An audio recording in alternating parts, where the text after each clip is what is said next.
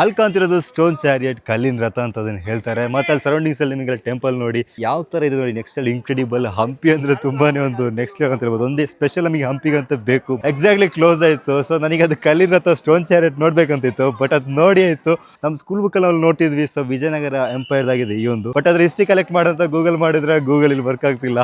But Hampi visit ಮಾಡಿ ಆಯ್ತು. ಸ್ವಲ್ಪ ಸೈಕಲ್ ಎಕ್ಸಿಬಿಷನ್ ವಿಸಿಟ್ ಮಾಡ್ಲಿಕ್ಕೆ ಆಯ್ತು, ಬಟ್ ಕ್ಲಿಯರ್ ಆಗಿ ನೆಕ್ಸ್ಟ್ ಟೈಮ್ ಹಂಪಿ ಬರ್ಲಿಕ್ಕೆ ಉಂಟು.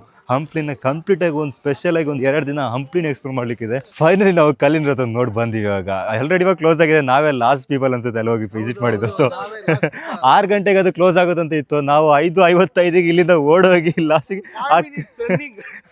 ಫೈನಲಿ ನಾವು ಅಲ್ಲಿ ರೀಚ್ ಆಗಿದ್ವಿ.